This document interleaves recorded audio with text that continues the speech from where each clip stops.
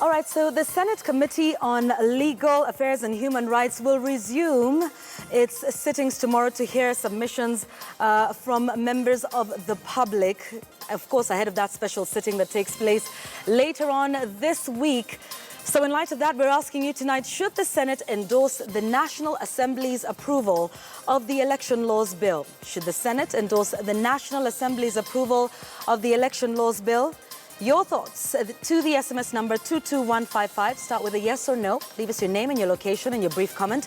On Twitter, you can find us at KTN News, at Yvonne Okwara. Remember to use the hashtag Monday Night News. I'll be looking for your feedback using that hashtag. Now, to politics now. The recent installation of Amani leader Musalia Mudavadi as the Luhya spokesman and kingpin have elicited sharp reactions, with a section of leaders affiliated to Ford Kenya leader Moses Wetangula dismissing the entire ceremony as a charade.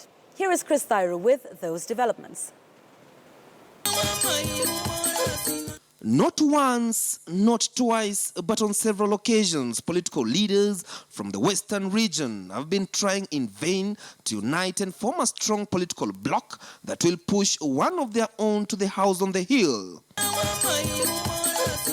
The latest efforts were last weekend when Kotu Secretary General Francis Atwoli organized an event at Bukhungu Stadium in Kakamega County, which saw ANC party leader Musalia Mudavadi coronated as the Luhya community spokesman and political kingpin. But barely 48 hours later, and already a section of politicians from the region have dismissed Mudavadi's installation. I've never had it that somebody somewhere, because of his non-selfish interests, purports to get a consultant to do a survey, that to get somebody who is popular to become a spokesman. It's never heard of. Atwoli is a self-centered person. Kiongozi aonekane kwa kujitokeza, bila anajitokeza utaona watu wanasema huyu ndio kiongozi. Na si kiongozi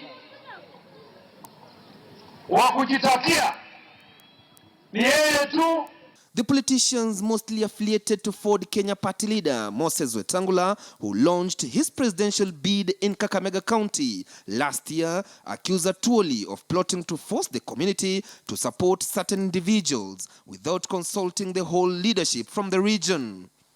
Atwoli himself has tried several times to be a member of parliament. He has failed terribly. So under whose capacity? He has no authority whatsoever that the Luhya people have given him this mandate to go and do a BCD. You should know that world over, leaders emerge. But according to political analyst Barak Muluka, those who will go against the calls for a united leadership under presidential hopeful Musalia Mudavadi may as well start writing their political obituaries, given that Mudavadi is the senior-most politician from the region. Musalia Mudavadi suddenly makes those necessary linkages and partnerships, and you cannot expect that Moses Wetangula is going to feel happy about that and accept to play second fiddle, so he's going to resist for a while. People like Wetangula and the others, that they are facing terrible, tempestuous headwinds, and they're going to hit them hard.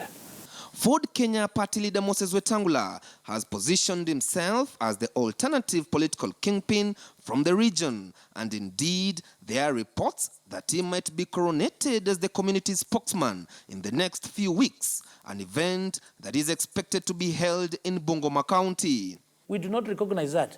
Whoever was appointed the spokesperson, that is a spokesperson for Atwoli. That is his spokesperson, not a spokesperson for the Luhya community. Chris Wamalwa, who is some kind of cantankerous propagandist, or almost of the squealer extraction in George Orwell's Animal Farm. They have been trying to build a political tempest around the personality of Moses Wetangula. Barak Muluka, I don't know how to describe him. This man from Manula in the first place, he tried to be a member of parliament for Wisero. He could not even get 200 votes. So I cannot respond to such a person, because I'm a man of my own. Let him come to my constituency then he'll know. However, there is still another set of politicians from the region who seem detached from the mission for Luhya unity. The leaders include the likes of Bungoma Governor Ken Lusaka and Mumia's East MP Ben Washiali, who are leading the Jubilee campaigns in the region. Then there's Budalangi MP Ababu Namwamba, who has of late decided to adopt Lone Ranger tactics. Well, will the ever elusive Luhya unity ever become a reality? Chris, the KTN News.